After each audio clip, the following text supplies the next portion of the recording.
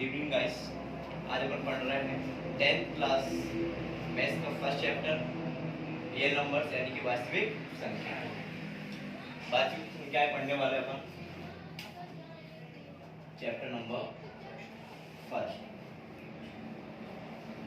वास्तविक संख्या।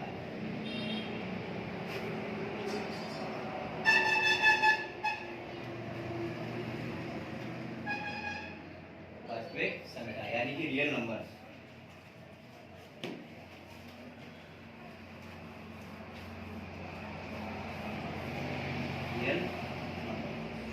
वास्तविक संख्या रियल नंबर। पहले अपन को इस चैप्टर को पढ़ने के लिए संख्याओं की जानकारी होना चाहिए। चैप्टर का नाम क्या है? Real numbers. रियल नंबर्स कौन से होते हैं? रियल नंबर्स हिंदी नाम से तो ठीक है कि वास्तविक संख्या है, लेकिन इंग्लिश नेम से अपना पूरा क्लियर हो रहा है कि रियल नंबर। रियल यानी कौन से नकली होते हैं? सारे रियल होते हैं, है ना। सारे ही नंबर अपने कौन से होते हैं? रियल होते हैं। इसके लिए अपन को सारी संख्याओं की जानकारी होना चाहिए, है ना। तो वैसे तो आप सब लोग जानते होंगे, लेकिन मैं हल्का सा आपको बता देता हूँ, है ना। हम सबसे पहले कौन सी संख्या पढ़ते हैं? प्राकृतिक संख्या। कौन सी संख्या पढ़ते हैं? प्राकृतिक संख्या। प्राकृतिक संख्या या प्राकृत संख्या, जिनको अपन इंग्लिश में क्या बोलते हैं? Natural number. इंग्लिश में बोलते हैं नेचुरल नंबर्स। नेचुरल नंबर्स ये कौन सी संख्या होती है बेटा? नेचुरल नंबर्स में संख्या स्टार्ट होती है कहाँ से? अपनी 1 से। कहाँ से? 1 से। इसको n से डिनोट करते हैं, n से रिप्रेजेंट करते हैं। कहाँ से स्टार्ट होती है? 1 से। 1 2 3 4 डॉट डॉट डॉट इन्फिनिटी तक, है ना, अनंत तक। ओके। इसके बाद में अपन पढ़ते हैं कौन सी संख्याएं? पूर्ण संख्याएं। कौन सी? पूर्ण संख्या। प्राकृतिक संख्याओं के बाद पढ़ते हैं पूर्ण संख्या। पूर्ण संख्याएं क्या होती हैं? पूर्ण संख्याओं का मतलब होता है होल नंबर्स। क्या होता है? Whole numbers. इंग्लिश में बोलते हैं होल नंबर। होल नंबर, ठीक है। इसको W से रिप्रेजेंट करेंगे। देखिए जरा, इसमें क्या रहता है? जीरो ऐड हो जाती है। क्या ऐड हो जाती है? जीरो। जीरो से लेके 1 2 3 4 डॉट डॉट डॉट इन्फिनिटी अनंत, ठीक है। जीरो से लेके अनंत तक। इसके बाद में कौन सी संख्या आती है अपनी? इसके बाद में आती है आपकी पूर्णांक संख्या। कौन सी? पूर्णांक संख्या। पूर्णांक। पूर्णांक संख्या क्या होती है? पूर्णांक संख्याओं का मतलब होता है इंटीजर नंबर। कौन सी? इंटीजर। पूर्णांक संख्या यानी कि इंटीजर नंबर। ये इंटीजर नंबर्स को मैं आपको क्या हुआ? इंटीजर नंबर पूर्णांक संख्याओं में सिंपल सी नंबर लाइन द्वारा समझाऊंगा आपको। बीच में क्या होती है? जीरो। इधर चले तो प्लस वाली संख्या अनंत तक, और इधर चले तो माइनस वाली, और वो भी कहाँ तक? अनंत तक, यानी कि इन्फिनिटी, ठीक है। ये तीनों संख्या समझ गए। प्राकृतिक संख्या, पूर्ण संख्या, पूर्णांक संख्या। इसके बाद में और भी संख्या है ना। सम संख्याएं, विषम संख्याएं, भाज्य संख्याएं, अभाज्य संख्याएं, परिमेय संख्याएं, अपरिमेय संख्याएं, ठीक है। इन सभी से मिलकर बनती है अपनी क्या? वास्तविक संख्या, है ना। सहअभाज्य संख्याएं, को प्राइम नंबर, इन सबसे मिलकर अपनी बनती है क्या? वास्तविक संख्या। इन सभी संख्याओं के बारे में जानकारी अपन को होगी, तभी अपन को आएंगी कौन सी संख्याएं? वास्तविक संख्या यानी कि रियल नंबर। तभी अपनी आगे की कहानी स्टार्ट हो सकती है। मैथ्स में कुछ भी पढ़ना है तभी आप आएगा अपन को, तब अपन को इन सारी संख्याओं की जानकारी होगी, ठीक है। अभी मैं आपको बताऊंगा कि इन संख्याओं से किस तरीके से मैथ्स का अपन चैप्टर नंबर फर्स्ट उठाएंगे, इसकी कोटी करेंगे, है ना। एमपी बोर्ड को टारगेट रखते हुए अपन क्या करेंगे? चैप्टर नंबर फर्स्ट वास्तविक संख्याओं की क्या क्या क्या पढ़ेंगे अपन? कोटी पढ़ेंगे। कोटी मतलब ऑब्जेक्टिव टाइप, सही विकल्प वगैरह, विशेषता, ये सब पढ़ेंगे, ठीक है। तो बाकी की संख्या बताएं कि आप लोगों को आती है? सम, विषम, अभाज्य, भाज्य, अभाज्य सब आती है। सीधा टारगेट करें अपन ओटियों को।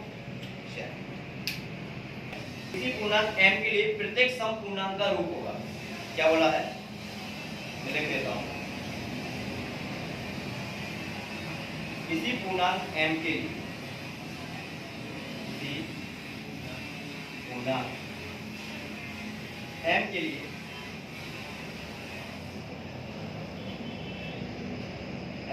प्रत्येक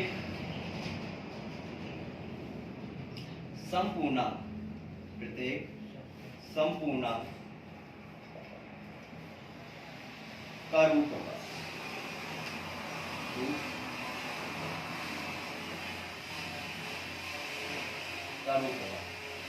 ठीक है, क्वेश्चन को पढ़ लेंगे ठीक से। किसी पूर्णांक m के लिए प्रत्येक संपूर्णांक का रूप होगा। यहाँ पे m क्या है? पूर्णांक है कोई सा। पूर्णांक मतलब अभी बताया था आपको, पूर्णांक मतलब इंटीजर नंबर। पूर्णांक का मतलब कोई सी भी पूरी संख्या, कोई सी संख्या है, ठीक है। m कोई सा पूर्णांक है, ठीक है।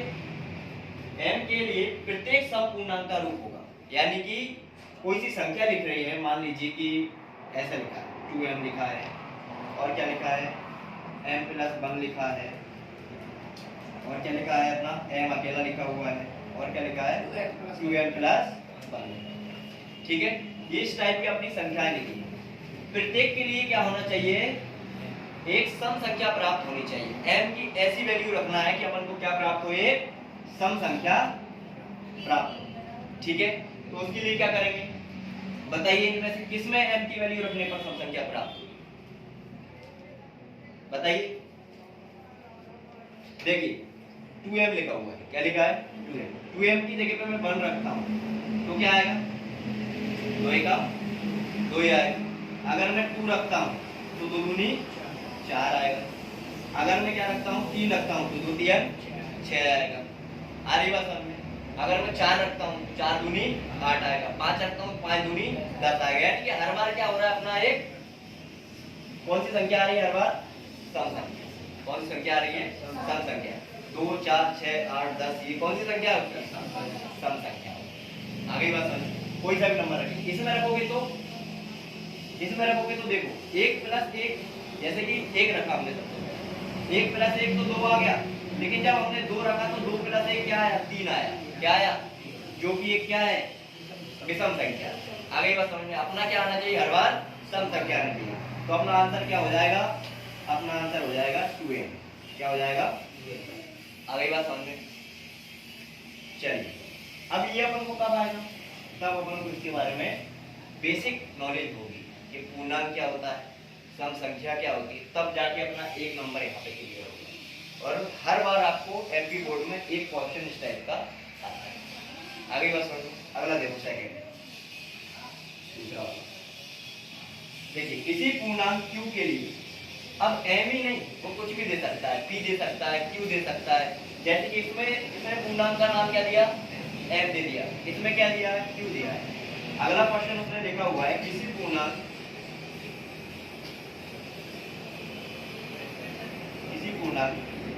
q के लिए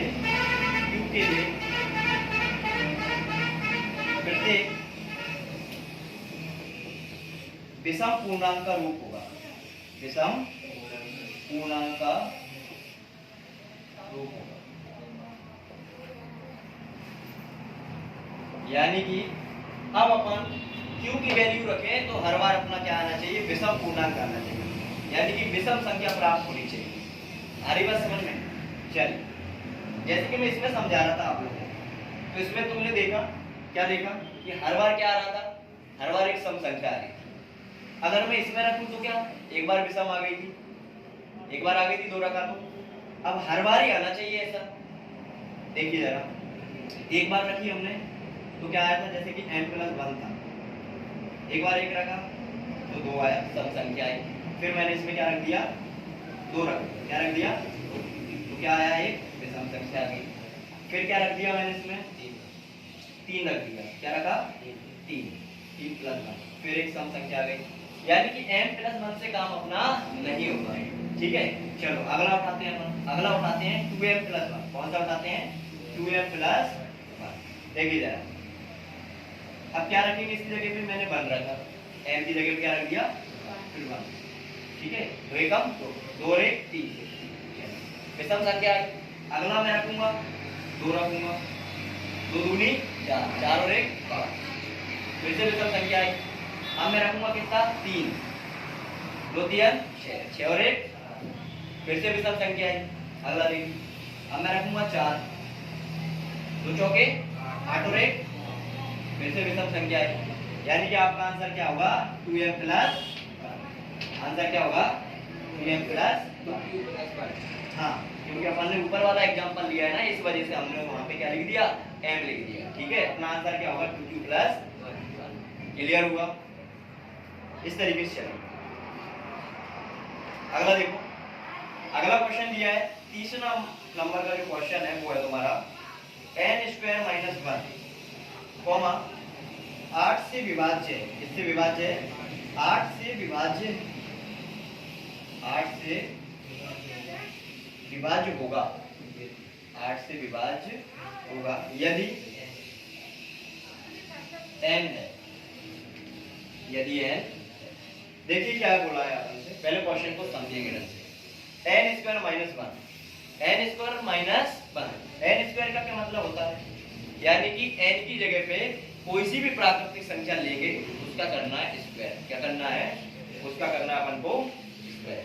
ठीक है, स्क्वायर करने के बाद में उसमें से घटाना है 1, लिखा हुआ है -1, और फिर देखेंगे कि 8 से विभाज्य होगा यदि n है। यानी कि n क्या है?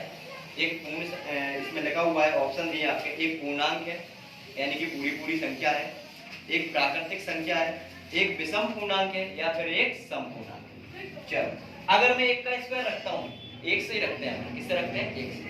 अगर यहाँ पे n स्क्वायर की जगह पे मैं 1 का स्क्वायर रखता हूँ, 1 का स्क्वायर 1 ही आता है, 1 में से 1 जाएगा, क्या बचा? 0, 0 में 8 से भाग जाएगा?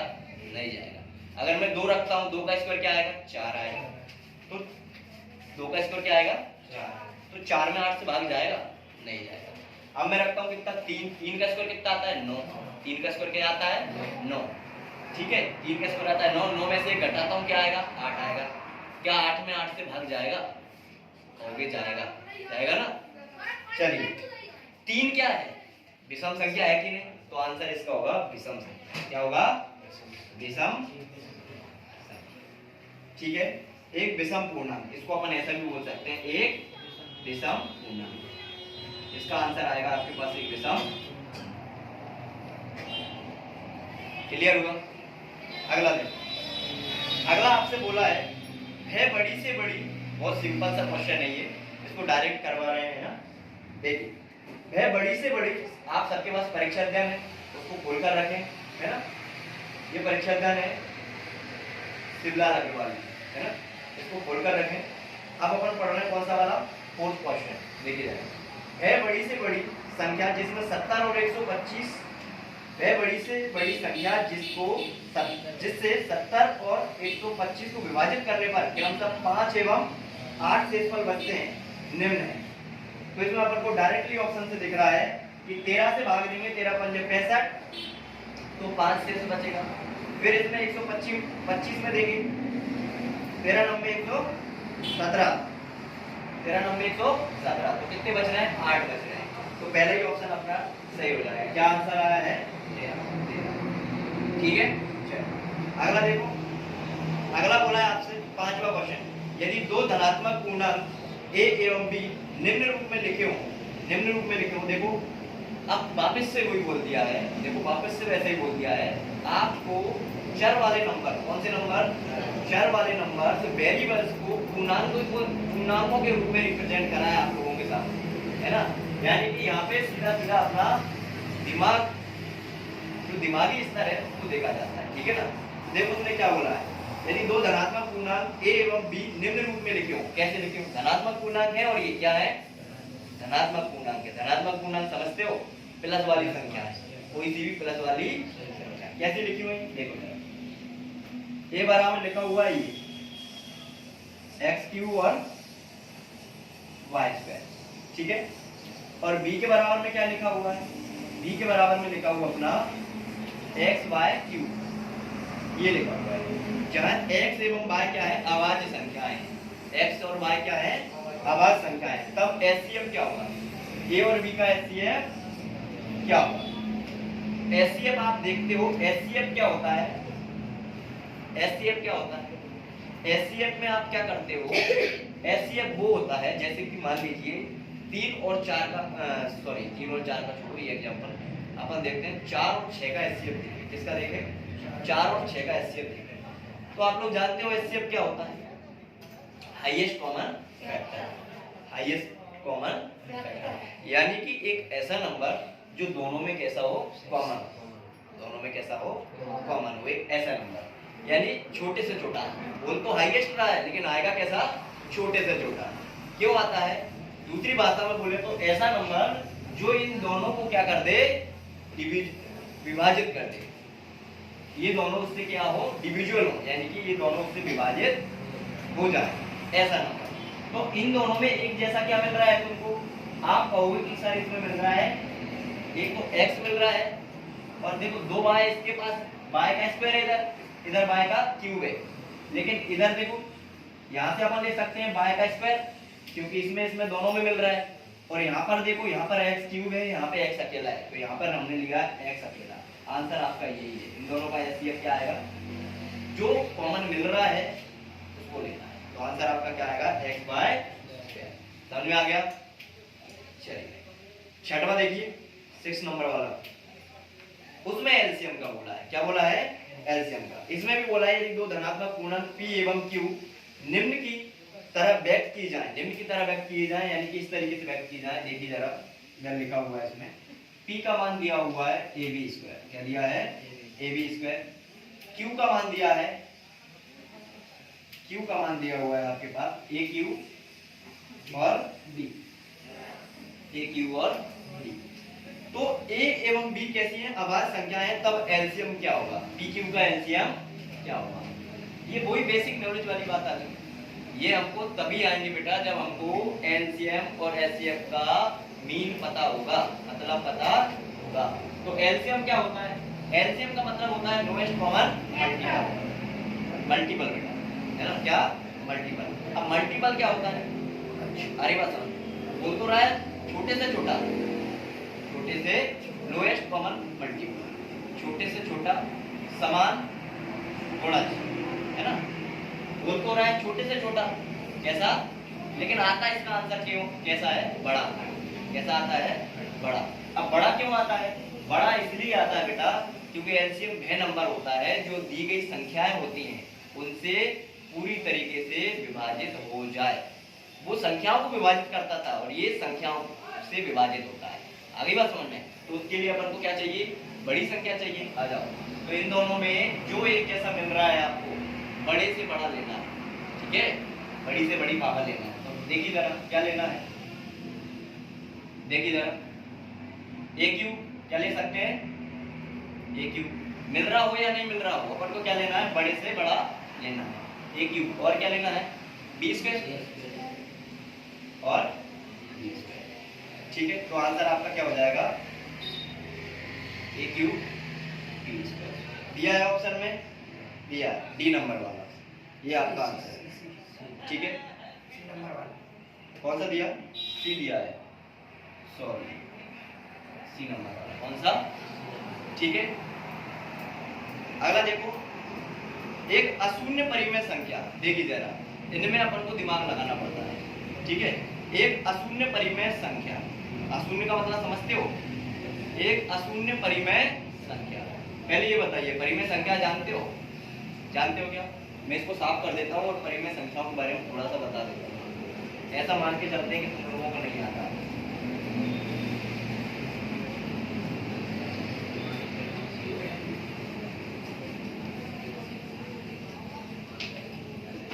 परिमेय संख्याओं की बात कर रहे हैं अपन। किसकी बात कर रहे हैं बेटा? समझ लेना, बहुत काम की चीज है ना परिमेय संख्या। देखिए, यानी कि रैशनल नंबर। देखिए परिमेय संख्या क्या होती है? देखिए, वो संख्या जिनको p बटा q के रूप में लिख सकते हैं, परिमेय संख्या क्या है। और यहाँ पर क्या होता है? q नॉट इक्वल टू 0, यानी कि q के बराबर में नहीं होता है 0। अब भैया इसका मतलब क्या हुआ? p और q क्या है यहाँ पर? p और q है पूर्णांक। क्या है? पूर्णांक। पूर्णांक का मतलब कोई भी पूरी संख्या है। ये है कहने का मतलब, इस टाइप की जो भी संख्याएं आप पढ़ते हो वो सभी क्या कहलाती हैं? आपकी परिमेय संख्या कहलाती है। क्या कहलाती है? ये सब आपकी क्या है? परिमेय संख्या है। आप बोलो ये परिमेय संख्या है तो क्या ये सिंगल सिंगल होती हैं? ये परिमेय संख्या होती है कि नहीं होती? ये भी परिमेय संख्या होती है। क्यों होती है? क्योंकि जिसके नीचे कुछ नहीं होता उसके नीचे क्या होता है? ये सब परिमेय संख्या है। अब आप बोलोगे जीरो नहीं होती क्या? हम बोलेंगे जीरो भी परिमेय संख्या होती है। क्या होती है? जीरो भी परिमेय संख्या होती है। उसने बोला है कि देखिए p बटा q, उसने बोला है कि p की वैल्यू भले जीरो लेकिन q not equal to zero. q zero के बराबर में नहीं हो सकता। p तो हो सकता है जीरो के बराबर में लेकिन q नहीं हो सकता। तो p की जगह पे अपन ने क्या लिखा है? जीरो लिखा है। q की जगह पे क्या लिखा अपन ने? एक लिखा है। तो हो सकता है ऐसा। तो इसलिए इसने क्या बोला है अपन से? क्वेश्चन में बोला है एक अशून्य परिमेय संख्या, यानी कि आपको जीरो नहीं लेना चाहिए। जीरो परिमेय संख्या है इसलिए उसने लिखा हुआ है कि एक अशून्य परिमेय संख्या एवं एक अपरिमेय संख्या का गुणनफल होगा। समझ रहे हो? एक अशून्य परिमेय संख्या है और एक अपरिमेय संख्या है, उसका गुणनफल होगा। यानी कि उन दोनों का गुणा करें अपन तो अपना आंसर क्या आएगा? सीधा सीधा अपन से ये पूछा है, बताइए। एक अपरिमेय संख्या और एक परिमेय संख्या का गुणनफल क्या आएगा? अपरिमेय संख्या है, आप लोग जानते हो अपरिमेय संख्या क्या होती है? जिनको p बटा q के रूप में नहीं लिख सकते वो सभी होती है अपरिमेय संख्या। आगे बात समझ में? तो अपरिमेय संख्या से जब भी आप गुणा करोगे, क्योंकि वो होते हैं अंडर रूट में। कैसे होती है? अंडर रूट में। जब भी आप गुणा करोगे तो हमेशा क्या आएगा? एक अपरिमेय संख्या ही प्राप्त होगी। क्या होगी? अपरिमेय। आपका आंसर आएगा क्या आएगा? अपरिमेय। क्लियर हो गया? आपका आंसर आएगा अपरिमेय संख्या। क्यों आएगा? समझ में तो आ गई ना बात? क्योंकि जितनी भी अपरिमेय संख्या है वो सभी कहाँ होती हैं? अंडर रूट में। कहाँ होती हैं? अंडर रूट में। ठीक है। अब अंडर रूट वाली संख्याओं का परिमेय संख्याओं के साथ गुणा करोगे तो अपरिमेय संख्या ही प्राप्त। ठीक है। अगला क्वेश्चन देखो 8वां। वह छोटी से छोटी संख्या जो 1 से 10 की सभी संख्याओं से विभाज्य हो। 1 से लेके 10 तक की सभी संख्याओं से कैसी हो? विभाज्य। यानी कि सीधा सीधा पूछा है 1 का और 10 का एलसीएम। क्या पूछा है? 1 का और 10 का। देखिए वह छोटी से छोटी संख्या जो 1 से 10 की सभी संख्याओं से, सॉरी 1 का और 10 का नहीं पूछा, 1 से लेके 10 तक की सभी संख्याओं से विभाजित होनी चाहिए। 2 3 4 5 6 7 8 9 10 सबसे विभाज्य होना चाहिए। ठीक है। इन सबसे विभाज्य होनी चाहिए।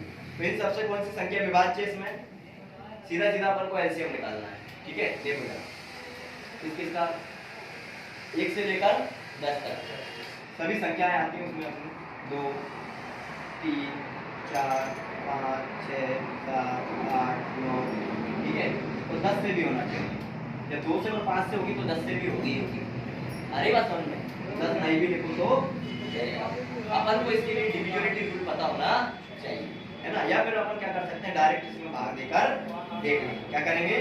डायरेक्ट इसमें भाग देकर देखेंगे। तो आपका आंसर क्या आएगा? 25 20 आएगा आंसर। क्या आएगा? 25। इन सब का आप एलसीएम ले लो, या फिर इसको विभाजित करके देख लो तो आपका आंसर क्या आएगा? 25 20। देखिए जरा इसको अगर मैं करूंगा तो कैसे करूंगा? देखिए जरा एक से तो सब में भाग चले ही जाता है। सबसे पहले करेंगे 2 से, तो जिसके पीछे 0 है 0 2 4 6 8 2 से चला ही जाएगा। 3 है तो भैया 3 का देखो 5 और 2 7, 7 और 2 9, अंकों का योग कितना हो रहा है? 9 हो रहा है, यानी कि 3 से डिविजन हो ही जाएगा। 3 की भी बात खत्म। 4 पीछे के अंक, पीछे से लास्ट 2 डिजिट देखो क्या बन रही? संख्या 20 बन रही है, यानी 4 से भी चला जाएगा। और पीछे 0 है तो 5 से जाना ही जाना है। 6 है जब 2 से और 3 से चला गया तो 6 से भी जाएगा ही जाएगा। 7 है, 7 की डिविजन की रूल अपने पास क्या है? 7 की डिविजन की रूल देख लो। ठीक है। 7 8 और 9। 7 की डिविजन की रूल क्या होती है अपनी? 7 का क्या होता है? 7 का थोड़ा सा टफ पड़ जाता है। क्या करता है अपन?